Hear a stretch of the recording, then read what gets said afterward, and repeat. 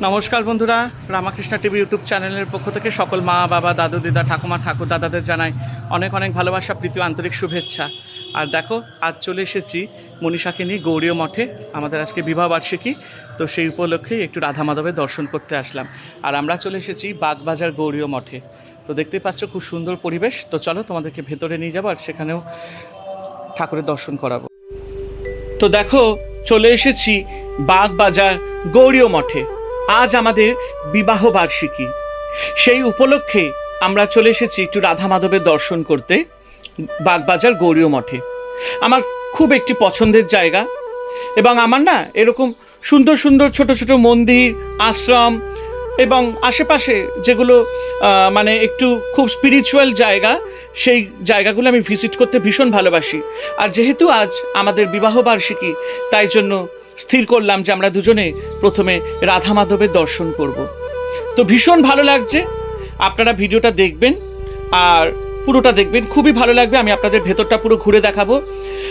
ভেতরে একটা মিউজিয়াম আছে, সেই মিউজিয়ামের হয়তো আমরা ক্যামেরা করতে পারবো না, কারণ নিষেধ আছে। সেটা একদিন আমি আপনাদেরকে অবশ্যই করে দেখাবো পারমিশন নিয়ে।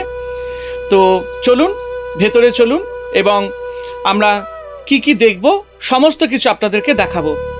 হ্যাঁ, প্রথম থেকে শেষ অবধি কিন্তু আমাদের পাশে থাকবেন। দেখো, গৌরীয় মঠে ঢুকতেই আমার এক ফ্যানের সাথে দেখা হলো। ও খুব মানে কত বছর বয়স তোমার? 15 হচ্ছে। ও 15। আর কোন ক্লাসে পড়ো? 9-এ পড়ে। এই দেখো, আর আমার চ্যানেল দেখে। তো এর থেকে বড় ব্যাপার আর কি আছে? তোমার নামটা বলে দাও। উজান দাস। উজান দাস। তো দেখতে পাচ্ছ, Ujan, thank you so much. Ramakrishna TV YouTube চ্যানেলে তুমি মানে আমাদের চ্যানেলটা দেখো, খুব ভালো লাগলো। আর একটা পবিত্র জায়গায় তোমার সাথে এসে দেখা হলো, তাই না? তো চলো এবার আমরা ভেতরে যাব। তো দেখুন, এবার আমরা কিন্তু মন্দিরের ভেতরে প্রবেশ করেই গেছি। আর এখান থেকে আমরা এখন ঢুকবো মিউজিয়াম। মিউজিয়ামের জন্য মাথা পিছু প্রতিজনার 50 টাকা করে টিকিট। কিন্তু মিউজিয়ামের ভেতরে কিন্তু কোনো কিছু ক্যামেরা করা যাবে না, কারণ এখানে ক্যামেরা স্ট্রিক্টলি প্রহিবিটেড বলাই আছে। কিন্তু যদি কোনো ইউটিউবার যদি ক্যামেরা করতে চায়, তাহলে তাদেরকে আগে এখানকার কর্তৃপক্ষকে বা অফিসে একটা অ্যাপ্লিকেশন করতে হয়। তারপরে তারা অনুমতি দিলেই তারপর আপনি ভেতরে ক্যামেরা করতে পারবেন। আর দেখুন, মিউজিয়ামে ঢোকার আগে এখানে একটা নিয়ম আছে, এদের একটা স্পিরিচুয়াল রুম আছে, সেখানে গিয়ে আপনাকে আগে ধ্যান জপ করতে হবে, তারপরেই আপনি মিউজিয়ামে ঢুকতে পারবেন। এবং মিউজিয়ামের ভেতরে চৈতন্যদেবের লীলা সমস্ত কিছু আপনারা দেখতে পারবেন। অবশ্যই আমি একদিন পারমিশন নিয়ে আপনাদেরকে সম্পূর্ণ ভিডিওটি দেখাবো। তো আমরা এখানে ধ্যান জপ করে চৈতন্যদেবের সামনে তাকে প্রণাম করে তারপরে আমরা মিউজিয়ামে ঢুকে পড়লাম। এবং সেখানে মোটামুটি 45 মিনিট মতন কি 1 ঘন্টা মতন সময় নিল। ভেতরটা অপূর্ব সুন্দর, মানে মনে হবে যেন আপনি সত্যিকারেই যেন সেই যুগে চলে গেছেন, আর চৈতন্যদেবের সাথে আপনি যেন সাক্ষাৎ করে চলে এসেছেন। মানে এরকম একটা ব্যাপার ওখানে আছে, মানে মন আপনার জুড়িয়ে যাবে, মানে আপনি একদম মানে আউট অফ দ্য ওয়ার্ল্ড যাকে বলা হয়। তারপরে মিউজিয়াম থেকে বেরিয়ে সন্ধে হয়ে গেল। ভেতরটা এত সুন্দর, আলোয় ভরা পুরো একেবারে, আর খুব সুন্দর জায়গাটা, আমার তো বেশ ভালোই লেগেছে। আর এই গৌরীয় মঠে আমি মাঝে মধ্যেই আসি, আমার ভীষণ ভালো লাগে এরকম স্পিরিচুয়াল প্লেস ভিজিট করতে। আপনারা অবশ্যই আসবেন পরিবারকে নিয়ে। আর এরপর আমরা আস্তে আস্তে মন্দিরের ভেতর ঢুকে যাব। মন্দিরের ভেতরে গর্ভগৃহে প্রভুজি ভগবত পাঠ করছিলেন, এবং তারপরেই 7:30 থেকে 8টার মধ্যে আরতি শুরু হয়। তো দেখুন, ভেতরটা খুব সুন্দর। এবং যেহেতু আজ আমাদের বিবাহ বার্ষিকী, সেই উপলক্ষেই রাধা মাধবের কাছে আসা, তার দর্শন করা, তো অবশ্যই সব কিছু তো আপনাদের সাথে তো আমি শেয়ার করবই। তো দেখুন, এবার আমরা প্রভুর দর্শন করব।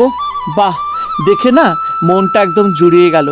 সত্যি মানে কি বলবো, মনে হচ্ছে যেন সত্যিই আমরা প্রভুর দর্শনে এসেছি, প্রভু যেন সাক্ষাৎ আমাদের সামনে দাঁড়িয়ে আছে। এত সুন্দর মূর্তিটা, মানে কিছু বলে বোঝাতে পারবো না যতক্ষণ না আপনারা এখানে সামনে এসে দেখতে পাচ্ছেন। হে কৃষ্ণ করুণা সিন্ধু দীন ও বন্ধু জগৎপতে, গোপেশ গোপিকাকান্ত রাধাকান্ত নমস্তুতে। জয় শ্রীকৃষ্ণ চৈতন্য প্রভু শ্রী নিত্যানন্দ, শ্রী অদ্বৈত গদাধর, শ্রীবাসাদি গৌর ভক্তবৃন্দ। হরে কৃষ্ণ কৃষ্ণ কৃষ্ণ হরে হরে, হরে রাম রাম রাম হরে হরে, ওং নমঃ ভগবতে বাসুদেবায় নমঃ। তো দেখুন মন্দিরে সবাই এখানে এসে তুলসী মঞ্চের সামনে প্রণাম করছেন, তারপরে রাধারানীকে, ভগবান শ্রীকৃষ্ণকে আরতি দেখাচ্ছেন, অনেকে ধূপকাঠি দেখাচ্ছেন, খুব ভালো লাগছিল। আর মন্দিরটা তারপরে আমরা একটু চারপাশটা ঘুরলাম। তো এই দেখুন আমরা এখন মন্দিরের চারিপাশটা একটু ঘুরে নিচ্ছি, খুবই ভালো লাগছে। আর দেখুন এত সুন্দর মানে আলোয় সাজানো আশ্রমটি এবং মন্দিরটি, সত্যি মন ভরে গেল। আর এরকম জায়গায় আসলে না সত্যি ভীষণ শান্তি পাওয়া যায়। অপূর্ব সুন্দর একটি জায়গা, এবং মনে হচ্ছে যেন রাধা মাধব সত্যি সত্যি এখানে যেন একদম পাশেই আছেন, মানে জীবন্ত, তিনি যেন জীবন্ত ভগবান যেন পাশেই আছেন।